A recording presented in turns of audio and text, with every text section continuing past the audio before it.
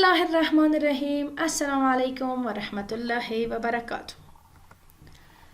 بیا هم روحانیت صافی د څلورم ټولګي د لوستونو په ادامه کې چې د اونیو په حساب 14مه اونۍ د 14مې اونۍ د دویمې برخې چې موضوع مو ده ښوونکی او زده کوونکي صفحه 9 او 10 د لوستونو په ادامه کې ستاسو په چوپړ کې یم. د لوست موخه یا هدف مو دا دی چې د ښوونکي او زده کوونکي لوست باید په سمه توګه ولولئ، ولیکئ او د ښوونکي په درناوي پوه شئ. د لوست پایله یا نتیجه مو دا ده چې ګرانو زده کوونکو تاسو باید تل د ښوونکي درناوی وکړئ او په دې خو پوه شوئ او هم د ښوونکو خبره مو ومنئ او د هغوی په خبرو عمل کوئ. مخکې له دې نه چې خپل نوی لوست شروع کړو، زموږ تیر لوست څخه یو یادونه لرو چې زموږ تیر لوست د باغ په هکله و چې ګرانو زده کوونکو تاسو د باغ د درلودو په ګټو پوه شوئ او د باغونو په روزنه کې بیا هم تاسو ته تکراروم چې ډېر کوښښ باید وکړئ چې باغ او د ونو درلودل او د ونو پالنه او د ګلانو پالنه څومره ډېره ګټه لري، هم د هوا په پاکولو کې او هم ناروغیانې د ښه طبیعت له برکته کمیږي.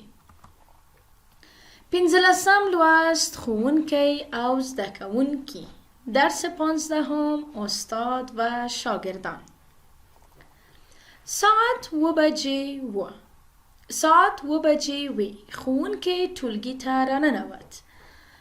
ساعت 7 بجه بود. استاد داخل صنف شد.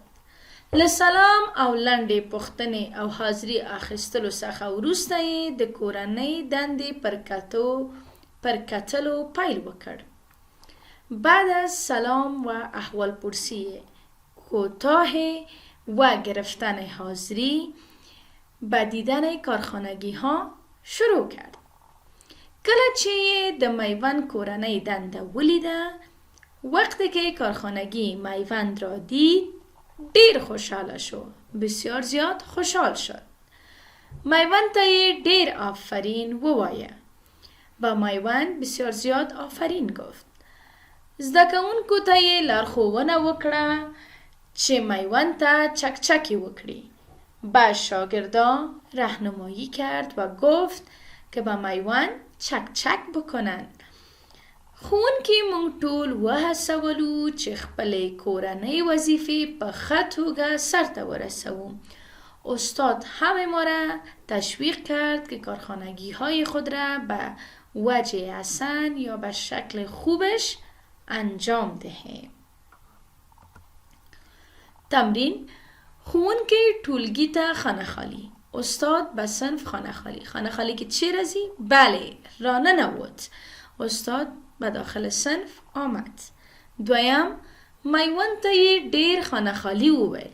میوند ته یې ډیر آفرین وویل. با میوند چی گفت؟ آفرین گفت. نه؟ پس در خانه خالی دوم آفرین آمد. دریمه جمله، ښوونکی میوند ډیر وهڅاوه. استاد میوند را بسیار تشویق کرد. در خانه خالی سوم وهڅاوه. په دې لوست کې موږ ته نوي لغاتونه راننوت: داخل آمدن، لنډې، خلاصه یا کوتاه، پوښتنې، سوال یا احوال پرسی، پیل، آغاز یا شروع، ولیده، دید، لارښوونه، راهنمایی، هڅول، تشویق کردن. ګرانو زده کوونکو له دې لوست څخه موږ یوه لنډه خلاصه لرم یا یو غواړم چې دا لوست تاسو ته خلاصه کړم. ګرانو زده کوونکو له دې لوست څخه موږ دا هدف اخیستی شو چې ګرانو زده کوونکو صحیح ده چې ښوونکي تاسو سره ډېر زیار و زحمت باسي او هغې تاسو نه غواړي چې تاسو باید خپلې کورنۍ دندې په سمه توګه کار کړئ، خپل درسونه ولولئ او هم د ښوونکو درناوی او احترام وکړئ. کومې خبرې چې تاسو ته کوي باید هغه ومنئ او عمل پرې وکړئ. کورنۍ دنده مو دا ده ګرانو زده کوونکو چې د ښوونکي او زده کوونکي لوست له دري معنا سره زده کړئ او لغاتونه یې حفظ کړئ او په جملو کې استعمال کړئ او هیڅکله مو د ښوونکي درناوی له یاده ونه وځي. لوست مو همدلته پای ته ورسیده. له پاملرنې نه مو مننه. الله مو مل شه.